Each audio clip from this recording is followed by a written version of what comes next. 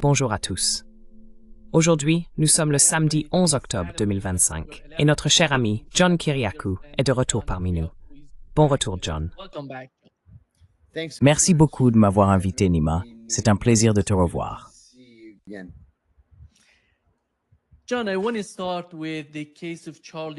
John, je veux commencer par le cas de Charlie Kirk.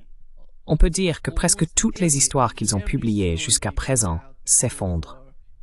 À ton avis, quand tu examines le cas de Charlie Kirk, quel est le problème avec le gouvernement, disons avec la sécurité ou le renseignement? Comment quelque chose comme ça peut-il arriver? Parce que c'est une énorme bévue. Si tu essayes d'inventer une histoire et de la diffuser, tu sais, les messages textes entre Charlie Kirk et son partenaire. Quand tu lis ces messages, on a l'impression de quelque chose sorti des années 1950, comme deux personnes de cette époque qui se parlent.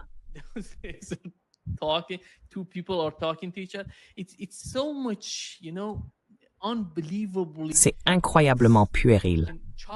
Regardez toutes ces histoires qui sortent et s'effondrent, démystifiées par des podcasteurs, par des analystes comme Larry Johnson, que nous recevons chaque semaine. Il a dit qu'il n'était même pas possible d'être touché par ce fusil précis à une telle distance, et que la balle reste simplement coincée dans le cou de Charlie Kirk sans ressortir de l'autre côté. Quelle est votre opinion sur ce qui s'est passé pendant l'attentat et, plus précisément, sur ce qui a suivi, les récits qu'ils essaient d'utiliser pour influencer l'opinion publique?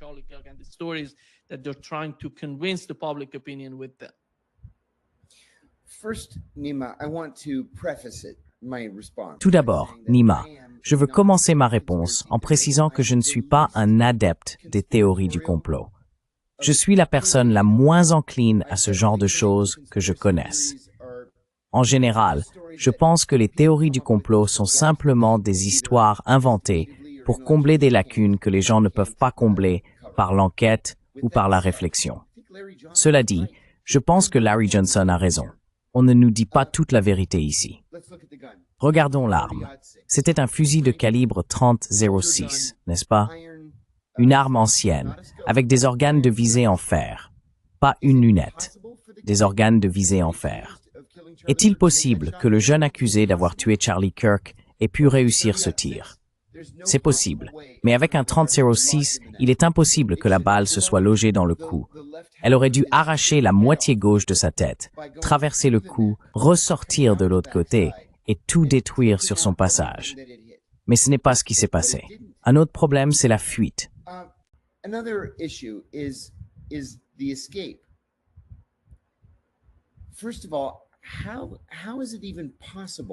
Tout d'abord, comment est-il même possible qu'il ait pu monter sur le toit du centre étudiant fermé pour rénovation sans être détecté?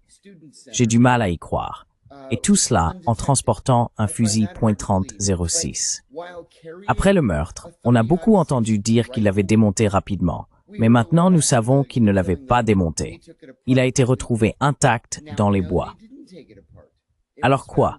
Il a tiré sur Charlie Kirk, puis, d'une manière ou d'une autre, miraculeusement, il est descendu du toit du bâtiment et personne ne l'a vu courir avec un fusil. Il y a tellement de questions ici auxquelles le gouvernement ne répond pas, auxquelles les autorités ne répondent pas, que bien sûr, les gens vont imaginer différentes hypothèses et différents scénarios. Mais une autre question que je me pose, et que je pense que nous ne nous sommes pas encore vraiment posée, c'est pourquoi le FBI est-il impliqué, au juste?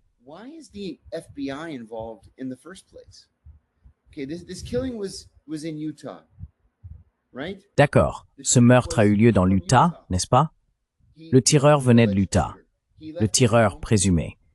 Il a quitté son domicile dans l'Utah et a conduit jusqu'au lieu du crime, qui se trouvait également dans l'Utah. Il n'y a eu aucun franchissement de frontière d'État. Il n'y avait littéralement rien qui justifiait de fédéraliser cette affaire. Alors pourquoi diable le FBI s'est-il précipité dans l'Utah pour reprendre l'enquête? Ce n'est pas une affaire fédérale. Et cela me fait simplement penser qu'il y a une sorte de dissimulation en cours ici.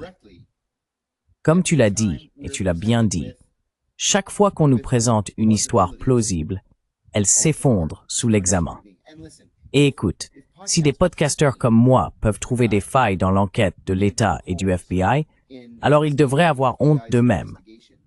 Nous savons que la version officielle n'est pas ce qui s'est réellement passé.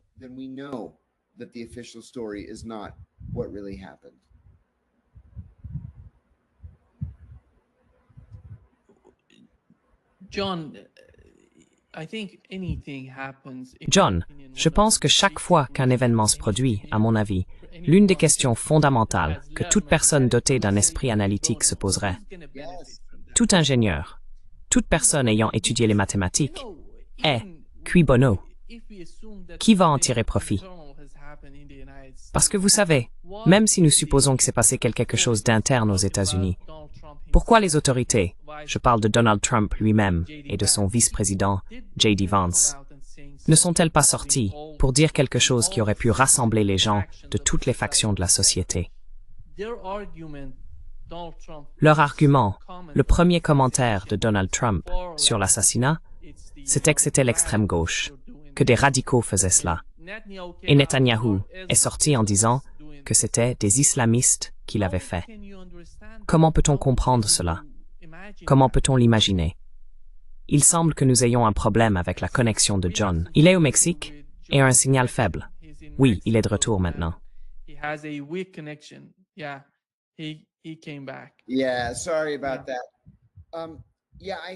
Oui, désolé pour ça.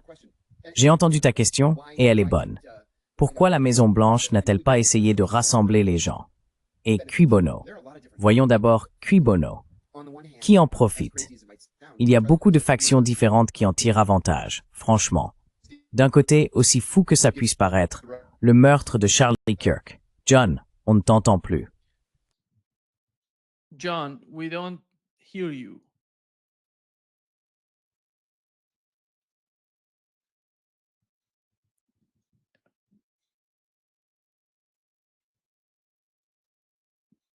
John, tu m'entends? Oui, c'est le même genre de problème. Désolé pour ça. C'est juste un souci avec la connexion Internet de John en ce moment, mais il reviendra. Il va falloir faire avec pour l'instant.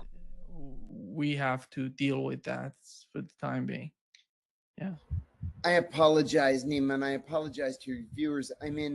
je m'excuse, Nima. Je présente mes excuses à vos téléspectateurs. Je suis dans une zone très rurale du Mexique, à l'extrémité sud de la péninsule de Basse-Californie, et il n'y a tout simplement aucune connexion ici. Bref, pour revenir à votre point, cui bono, cui bono. Des personnes et des groupes, à droite comme à gauche, en tirent profit. D'un côté, la droite obtient un martyr, au point que plusieurs projets de loi ont été déposés au Congrès ces dernières semaines pour créer une pièce commémorative Charlie Kirk à la monnaie nationale. Il y a également eu, cette semaine, un projet de loi visant à ériger une statue commémorative de Charlie Kirk sur le campus de chaque université publique américaine. C'est de la folie. D'un autre côté, un Charlie Kirk réduit au silence profite à la gauche, car Charlie Kirk attirait beaucoup de jeunes vers le mouvement conservateur et le Parti républicain.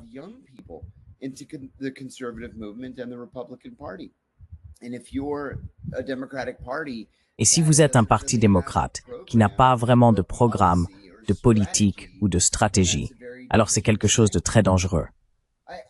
Je veux croire qu'il n'est pas possible que quelqu'un dans mon gouvernement soit assez malveillant pour assassiner un citoyen privé, ou n'importe quel citoyen, dans le but d'étouffer le débat politique. Mais enfin, nous avons vu ce qui s'est passé aux États-Unis au fil des années. Bien sûr qu'il y a des gens prêts à faire cela. J'espère simplement que ce n'est pas le cas. J'espère que nous nous trompons à ce sujet, Nima. J'espère qu'il n'y avait pas de complot. J'espère que tout sera finalement expliqué et que c'était bien ce gamin, ce Tyler Johnson. Je crois que c'est son nom, quel que soit son nom. Je déteste même lui faire l'honneur de prononcer son nom.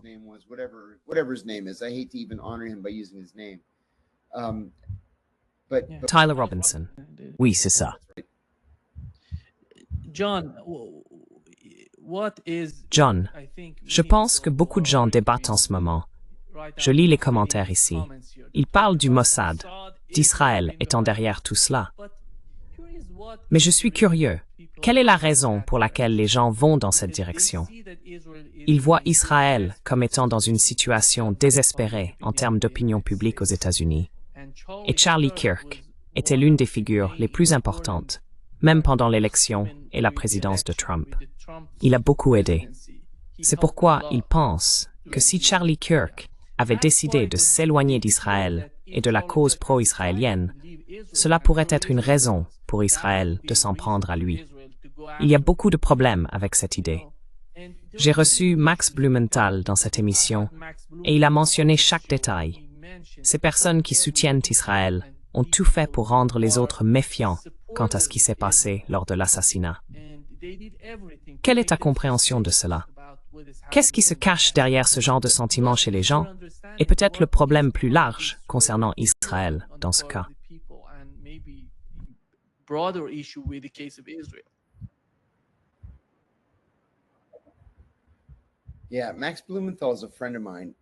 Oui, Max Blumenthal est un ami à moi. Et je vais te dire une chose. C'est l'une des personnes les plus brillantes que j'ai jamais rencontrées. Il est capable d'assembler les pièces d'un puzzle d'une manière que presque personne d'autre que je connaisse ne peut faire. Charlie Kirk, tout au long de sa vie, a été l'une des figures les plus pro-israéliennes, les plus sionistes de la droite américaine, jusqu'à récemment. Même Charlie Kirk a commencé à prendre position contre les crimes de guerre israéliens à Gaza. Tu sais, en même temps, un sondage a été publié la semaine dernière et je suis sûr que tu l'as vu. Je pense que c'est très important.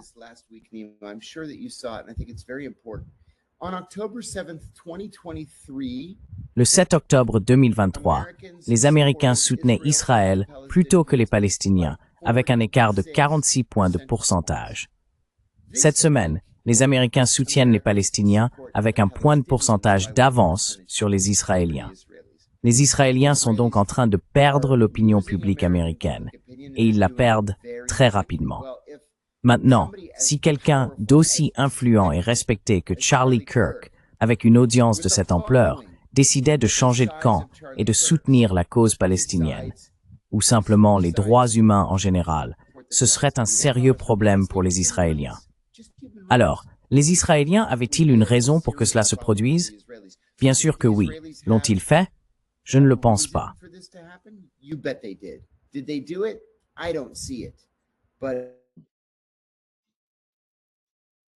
Oui, le même problème.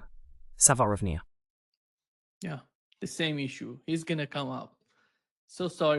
Désolé pour ça. Ça arrive. Je ne peux rien y faire. Nous devons juste attendre. Il nous rejoindra dans une seconde. Ouais, il est là. Désolé, mec. Non, pas de problème. Je vais te dire un truc. Il n'y a pas d'eau chaude, pas d'internet et des insectes partout. Je passe 1 heure juste à tuer tous les insectes qui entrent dans ma chambre d'un jour à l'autre. C'est un boulot difficile.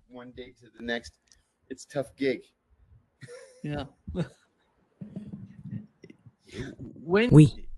Quand on regarde le cas de Charlie Kirk, penses-tu que le Parti républicain serait capable de le remplacer? Je veux dire, disons-le ainsi, je ne parle pas du Parti républicain dans son ensemble, mais du mouvement MAGA. Est-il remplaçable? Et pourrait-il le remplacer par quelqu'un qui soutiendrait Israël au lieu d'adopter la position qu'a prise Charlie Kirk?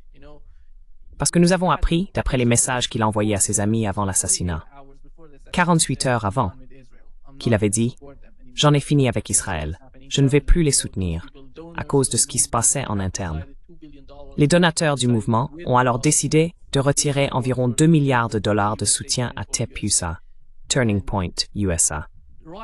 Et juste après l'assassinat, nous avons vu Ben Shapiro déclarer qu'il allait investir une certaine somme d'argent pour les soutenir. Alors, comment va ce mouvement aujourd'hui, selon toi? Vont-ils pouvoir continuer même sans Charlie Kirk, qui, à mon avis, était le centre du mouvement?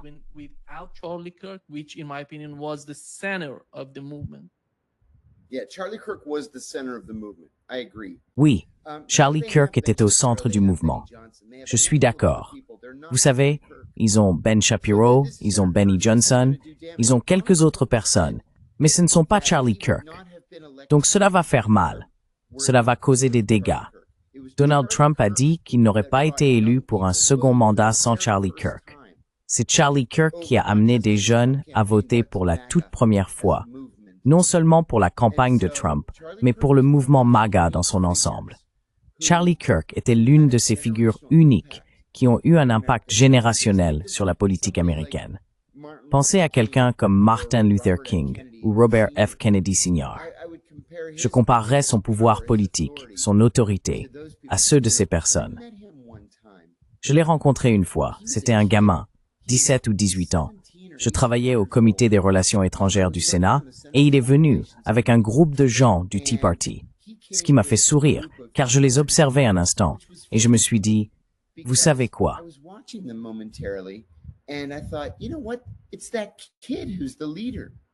C'est ce gamin qui est le leader. C'est aucun des adultes. Ce gamin est le leader. Ils allaient de bureau en bureau, faisant du lobbying pour des réductions d'impôts. Et puis, au moment de partir, il y a eu une conférence de presse et c'est lui qui l'a donnée. Un gamin de 17 ans. Je me souviens avoir dit à un de mes collègues, « Eh bien, ce gamin ira loin, qui que ce soit. C'est qui? » « Oh, il s'appelle Charlie Kirk. » J'ai dit, « Je n'en ai jamais entendu parler. C'est juste un enfant. » Et il dirigeait déjà un mouvement à 17 ans. C'est pour ça que je dis qu'il faisait partie de ceux, qu'on l'aime ou non, qu'on soit d'accord avec lui ou non, et je me suis souvent retrouvé en désaccord avec lui sur, je sais pas, 80% des sujets, il était un leader né. Et c'était là sa véritable contribution à la droite et au Parti républicain.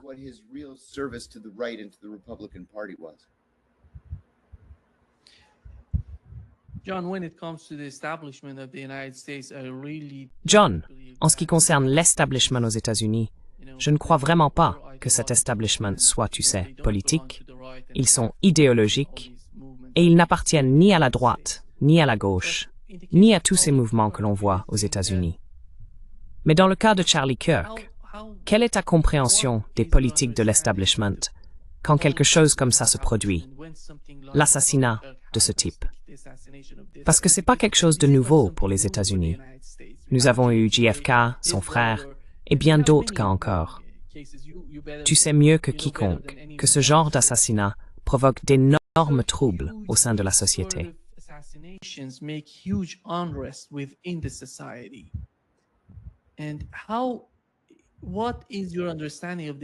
Et comment, quelle est votre compréhension de l'establishment dans ce genre de moment? Sont-ils, vous savez, d'une certaine manière, impliqués dans ce type de conflit? Je ne sais pas si vous comprenez ce que j'essaie de demander. Je pense que l'establishment a un problème avec ce qui se passe aux États-Unis. L'establishment n'a plus l'influence qu'il avait auparavant, à cause d'Israël, à cause de la guerre en Ukraine, à cause de ce qui se passe à l'intérieur des États-Unis, à cause de Charlie Kirk lui-même, vous voyez? Comment veulent-ils résoudre leurs problèmes, les régler?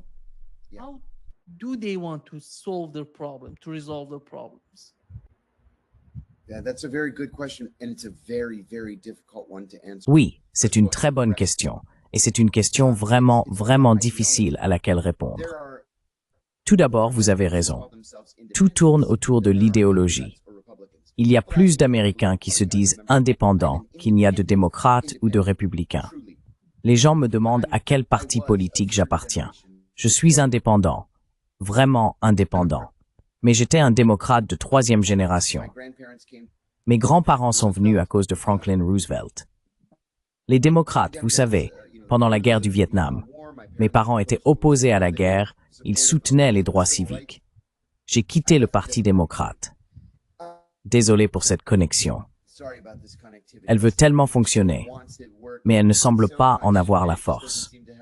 Donc, nous en sommes arrivés à un point dans le pays où l'idéologie est plus importante que la politique partisane. Et serait ce être fou.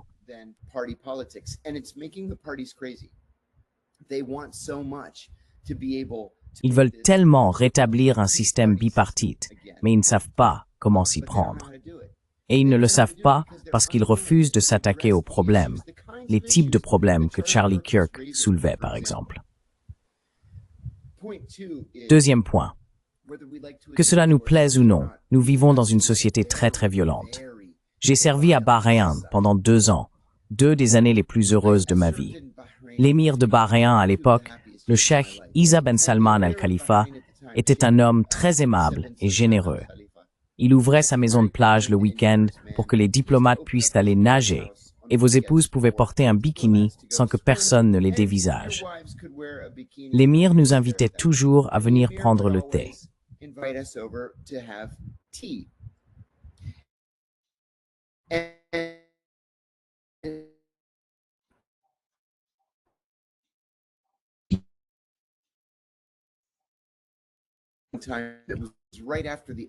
C'était juste après l'attentat d'Oklahoma City, cette attaque. La sagesse populaire disait qu'un musulman en était responsable. J'ai dit ce n'est pas un musulman qui a fait ça. Et il a répondu, « Oh, Votre Altesse, je dis la même chose tous les jours. Ce serait tellement mauvais pour nous tous. » Et il a ajouté, « Vous savez, le problème avec vous, les Américains, c'est que vous avez une société exceptionnellement violente. Même selon les normes arabes, vous acceptez une violence qui serait inacceptable dans tout autre pays civilisé. » Et je ne savais pas quoi répondre à cela, parce qu'il avait raison. Vous savez, oh, vous n'aimez pas les discours de Charlie Kirk? Tirez-lui dans le cou.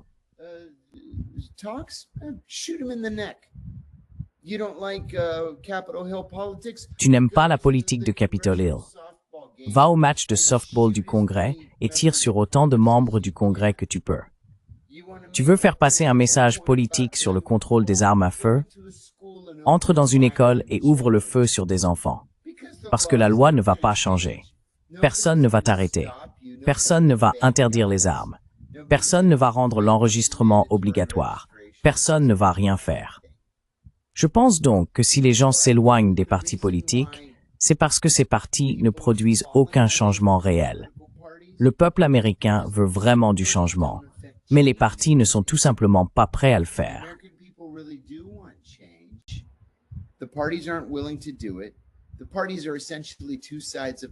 Les partis sont essentiellement les deux faces d'une même pièce.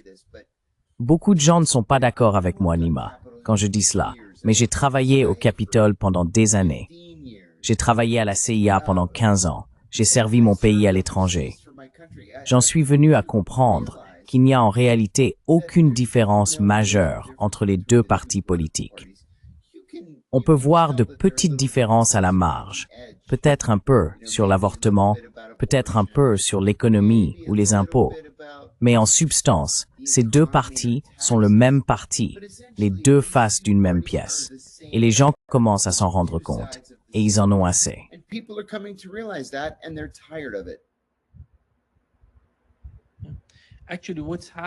En réalité, ce qui se passe en ce moment, c'est que vous voyez Marjorie Taylor Greene collaborer avec les démocrates.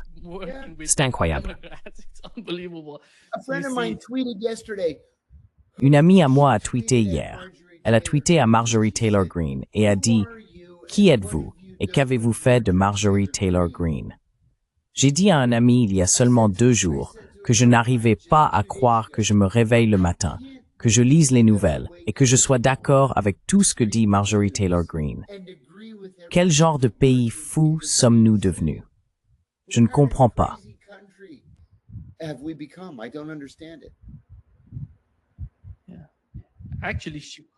En réalité, elle a qualifié ce qui se passe à Gaza de génocide avant Bernie Sanders. Tu sais, c'est énorme pour les personnes qui critiquent les politiques au Moyen-Orient, en Palestine.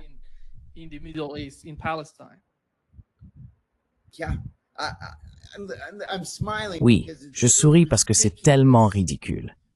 Mais en même temps, c'est une indication claire de l'état actuel de la politique américaine. Écoute, dans mon propre podcast, dans mon ancienne émission de radio, je me moquais de Marjorie Taylor Greene sans pitié, sans pitié. Mais mec, c'est comme si chaque fois qu'elle ouvrait la bouche ces temps-ci, elle avait raison. Et je me surprends à être d'accord avec elle.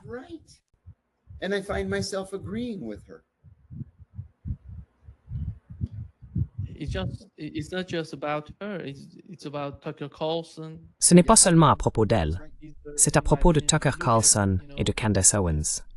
C'est exact. À mon avis, quand on écoute Steve Bannon dire « Si vous voulez étendre la guerre au Moyen-Orient, vous, Israël, vous feriez mieux d'y aller seul. Nous ne serons plus là pour vous aider. Et je pense que Donald Trump comprend cela. Penses-tu que l'une des principales raisons, peut-être, je ne sais pas, car on peut être pessimiste quant à ce qui se passe avec l'accord de paix entre les États-Unis et Israël d'un côté, et le Hamas et les pays du Moyen-Orient de l'autre, et que si l'accord est réel et que Donald Trump veut agir à ce sujet, c'est à cause de la pression politique au sein du parti, au sein de la base MAGA.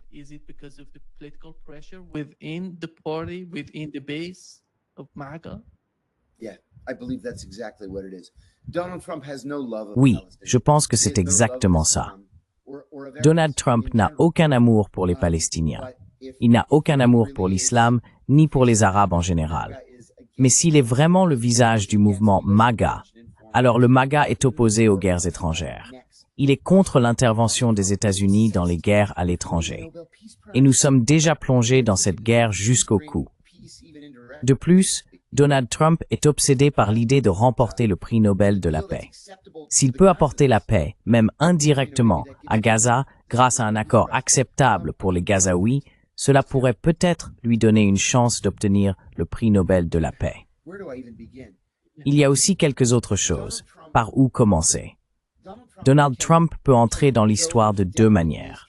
Il peut y entrer, comme Richard Nixon, lorsqu'il est allé en Chine en tant que dirigeant novateur en matière de politique étrangère.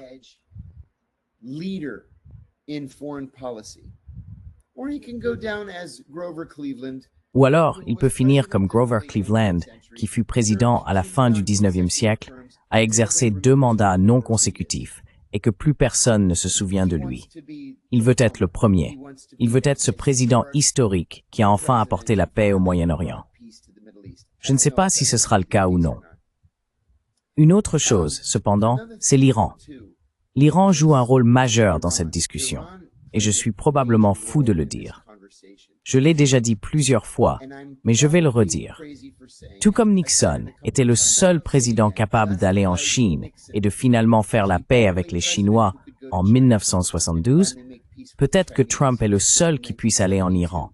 Et je ne veux pas dire littéralement, physiquement aller en Iran.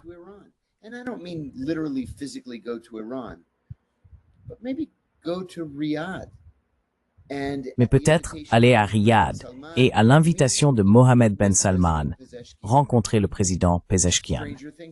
Des choses plus étranges se sont déjà produites dans l'histoire. Peut-être que le moment est venu de conclure un accord. Et je veux ajouter un autre point. Je pense qu'il est important. Benjamin Netanyahou est allé trop loin lorsqu'il a bombardé le Qatar. Trop loin. Les Qataris ne sont pas seulement un allié des États-Unis. Ils sont un allié majeur hors OTAN. Ils ont le même statut que Bahreïn, le Japon, la Corée du Sud et l'Australie. Nous sommes tenus de les protéger, non seulement parce qu'ils sont des alliés majeurs hors OTAN, mais aussi parce que le Qatar abrite la plus grande base aérienne du monde, et elle nous appartient. Je peux donc imaginer cette conversation entre l'émir et le président Trump disant « Qu'est-ce qui ne va pas chez vous ?»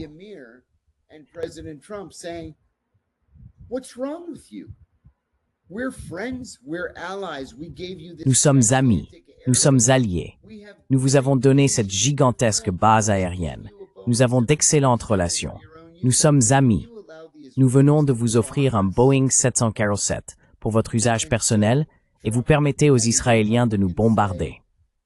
Alors Trump a dû rendre cela public et dire que les Israéliens, vous savez, ne lui avaient pas laissé assez de temps pour prévenir les Qataris. Ce n'était probablement pas vrai. Et puis, lorsqu'il a été embarrassé après que Netanyahou a déclaré « Bien sûr, j'ai prévenu Donald Trump 2 heures avant de bombarder le Qatar », Trump a compris que ça pouvait tout gâcher. Je pense qu'il a finalement pris conscience qu'Israël agit dans l'intérêt national d'Israël et que les États-Unis doivent agir dans l'intérêt national des États-Unis. Et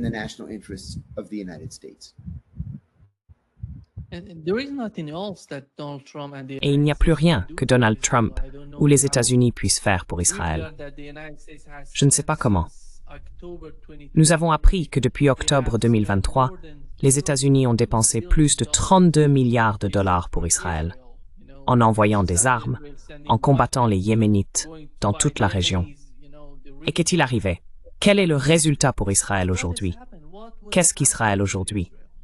Parce qu'avant, imaginez simplement ce qu'il représentait dans l'esprit des gens du Moyen-Orient. Je parle de la perception générale du Moyen-Orient à l'égard d'Israël.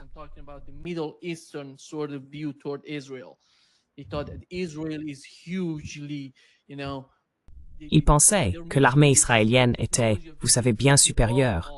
La technologie, la puissance, personne au Moyen-Orient ne pouvait les affronter. Ils croyaient qu'Israël ne pouvait pas être vaincu. Et maintenant, en regardant ce qu'Israël a fait à Gaza, ils ont tout détruit, ils ont commis un génocide. Ce sera l'héritage d'Israël pour toujours. Je ne sais pas comment ils peuvent changer cela. Ce n'est pas possible. Pourrions-nous faire quelque chose à propos de l'Holocauste? Il est impossible de l'effacer de l'histoire.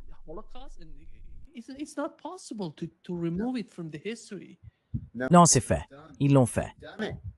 Ils ne comprennent pas la gravité de ce qui se passe avec tous ces problèmes.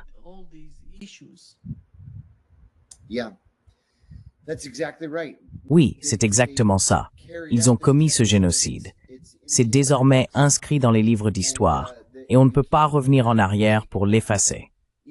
Vous savez, ce n'est pas un hasard si tous ces pays européens, ainsi que le Canada et l'Australie, ont récemment reconnu la Palestine. Ils l'ont fait à cause du génocide. Ils l'ont fait pour faire pression sur les Israéliens. Et les Israéliens ne peuvent pas simplement faire comme si cela n'avait pas eu lieu. Une autre chose dont nous devrions tous avoir peur. Je pense que la direction du gouvernement israélien, pas seulement Netanyahou, mais aussi des gens comme Smotrich et Ben Gvir, et d'autres extrémistes de droite, dont certains ont été condamnés pour des crimes de haine anti-arabes et anti-musulmans, des délits graves, et qui dirigent maintenant le gouvernement israélien, je pense qu'ils sont assez fous pour utiliser des armes nucléaires.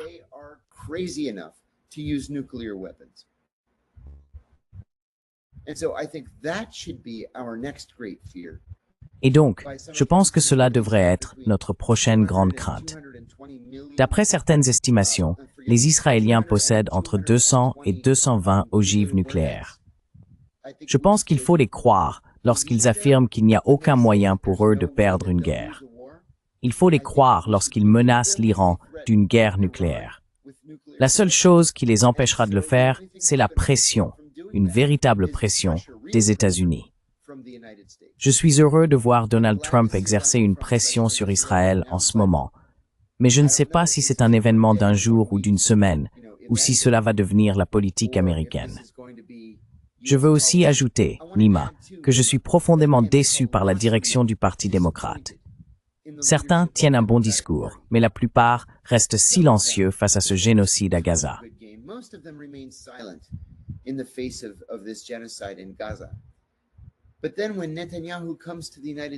Mais ensuite, quand Netanyahou vient aux États-Unis, ils se mettent littéralement à courir. Courir. Il y a des vidéos d'eux en train de courir vers la salle où Netanyahou apparaissait pour pouvoir prendre une photo avec lui. Cela me donne la nausée rien que d'y penser. Autre chose aussi, et je pense que nous avons un impact. Pardonnez-moi de personnaliser cela, mais je pense que c'est important.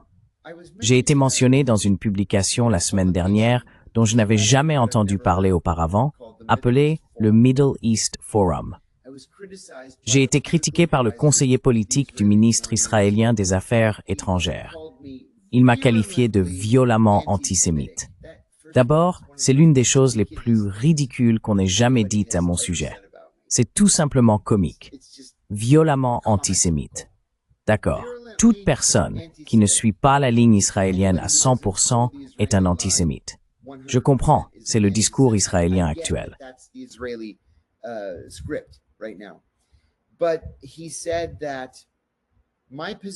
Mais il a dit que ma position sur Israël montre la pourriture qui s'installe dans la classe intellectuelle de la gauche américaine. J'ai pris cela comme un compliment, car pour moi, cela signifie que les gens de la gauche politique américaine, qui est en réalité une position centriste, commencent enfin à ouvrir les yeux et à voir ce que les Israéliens font aux Palestiniens sans défense. Vous détruisez toute la bande de Gaza. Vous détruisez chaque hôpital. Vous détruisez le réseau électrique. Vous détruisez les installations de traitement de l'eau. Vous tuez 70 000, 100 000, 150 000 personnes. La plupart des femmes et des enfants. Presque tous des civils. Et vous en êtes fiers? Alors moi, je suis fier au moins de faire partie de la gauche intellectuelle américaine en décomposition. Je vais porter cela comme un insigne d'honneur.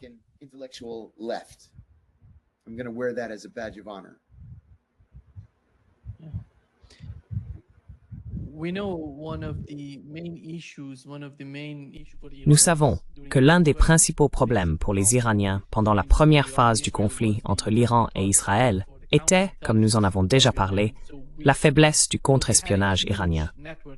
Ils avaient un immense réseau d'espions en Iran. Immense, bien plus grand que ce que quiconque soupçonnait. Lorsqu'un phénomène d'une telle ampleur touche un pays, John, celui-ci cherche à faire le ménage, à retrouver ces personnes. Penses-tu qu'avec cette attaque, Israël ait détruit le réseau qu'ils avaient en Iran? Ou bien, s'ils ont encore quelque chose en cours en Iran aujourd'hui, quelle taille ce réseau devrait-il avoir pour que le gouvernement iranien ne puisse pas les repérer? Oui, j'ai bien entendu ta question.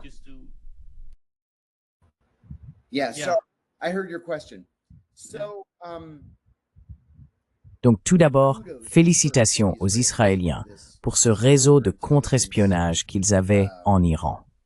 D'après toutes les informations disponibles, il s'agissait de milliers, littéralement des milliers, de personnes qui faisaient clandestinement des rapports au Mossad. Nous savons maintenant, d'après ce que le gouvernement iranien a découvert, que beaucoup de ces personnes, des milliers d'entre elles, étaient des réfugiés afghans vivant illégalement en Iran ou sans papier, et qu'on leur avait probablement offert l'équivalent de 50 ou 100 dollars par mois, de l'argent bien dépensé, simplement pour indiquer aux Israéliens où vivaient les scientifiques nucléaires, où habitaient les généraux, et à quelle heure les généraux quittaient leurs immeubles le matin pour aller travailler.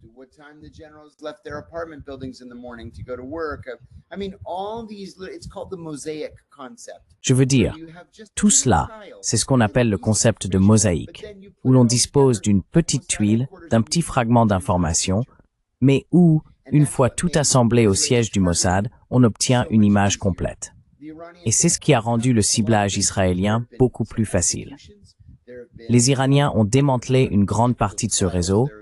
Il y a eu des exécutions, quelques procès, des emprisonnements, mais je pense qu'il est impossible de tous les attraper, qu'il reste encore des personnes qui transmettent des informations aux Israéliens, en plus de ces agents du Mossad d'origine perse qui parlent le farsi sans accent et peuvent se fondre dans la société iranienne. Ce sera une tâche extrêmement difficile pour le gouvernement iranien. Débusquer ces espions et les éliminer.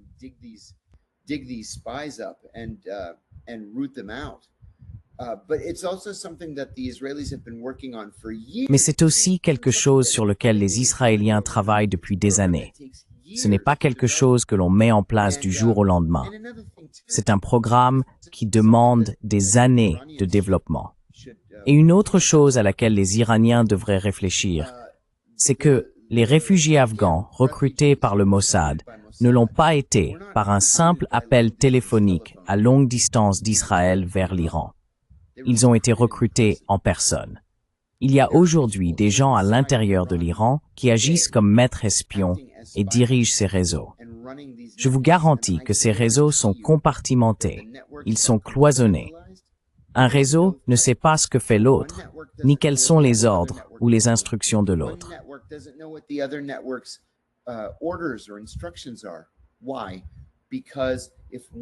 Pourquoi? Parce que si un réseau est découvert et que tout le monde est arrêté, ils ne révéleront jamais ce que fait l'autre réseau. Ils n'en ont aucune idée. De cette façon, s'ils devaient un jour se battre contre les Iraniens, ils ne pourraient rien divulguer. Et cela a fonctionné. La seule chose qui a arrêté les Israéliens, je pense, si l'on en croit Donald Trump, c'est que les États-Unis ont bombardé l'Iran au nom d'Israël. Trump a déclaré que Benjamin Netanyahou lui avait dit que si les États-Unis ne bombardaient pas les sites nucléaires iraniens, les Israéliens utiliseraient une arme nucléaire tactique, car ils ne disposaient pas d'une arme conventionnelle suffisamment grande ou puissante pour détruire un site profondément enfoui sous terre.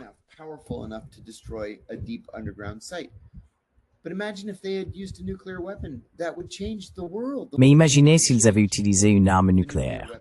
Cela changerait le monde. Le monde entier serait bouleversé si une arme nucléaire était déployée contre l'Iran. Les Iraniens ont donc beaucoup de travail à faire pour tenter de détruire, perturber et démanteler ce qui semble être une vaste opération de renseignement israélienne sur le sol iranien. Il ne s'agit pas simplement de recruter un scientifique iranien au hasard qui se rend en Europe pour un séminaire. Il s'agit de réseaux gigantesques présents sur tout le territoire iranien. Yeah. John, to wrap up this session, do you feel that John, pour conclure cette session, penses-tu qu'Israël attaquerait l'Iran? Quelle est ton opinion à ce sujet? Si Israël veut attaquer l'Iran, car après tout, il faut d'abord décider si nous voulons même répondre à cette question. À mon avis, j'aimerais aussi entendre ton point de vue. Que penses-tu qu'il arriverait à Israël s'ils attaquaient l'Iran une deuxième fois?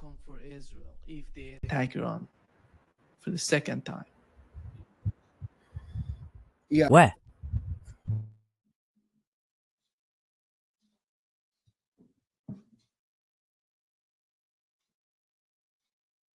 Yeah. Oui, même problème. Il reviendra dans une minute, environ 10 secondes. 10 seconds.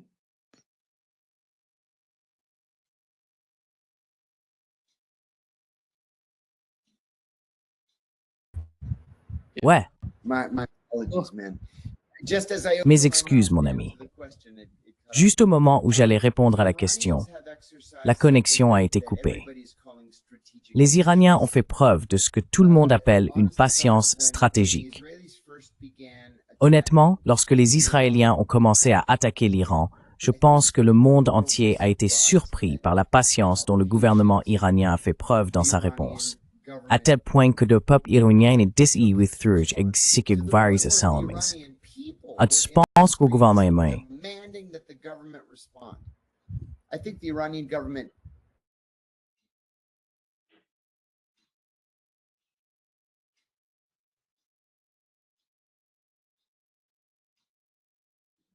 Yeah, the same problem. Oui, le même problème va se poser.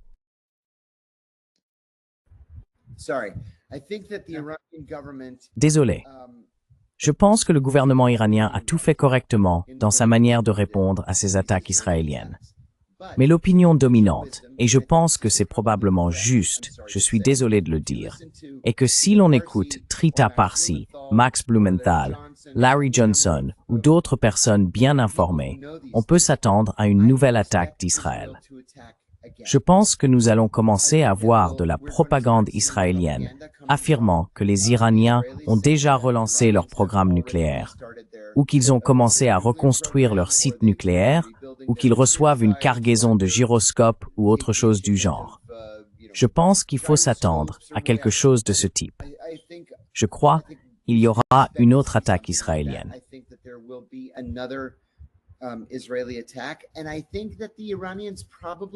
Et je pense que les Iraniens ne riposteront probablement pas, ou alors ils feront quelque chose de symbolique, comme utiliser à nouveau des drones.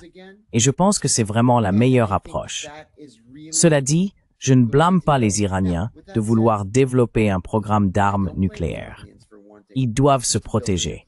S'ils sont constamment attaqués par Israël, constamment bombardés par Israël, alors ils vont devoir créer une dissuasion suffisamment grande et suffisamment forte pour vraiment dissuader les Israéliens.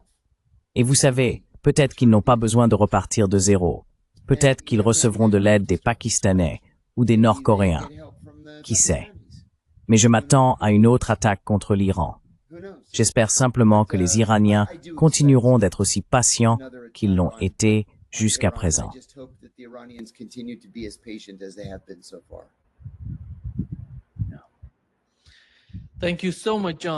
Merci beaucoup, John, d'être avec nous aujourd'hui. Je sais que tu as eu quelques difficultés à cause de la connexion. C'était pas de ta faute, c'était la connexion.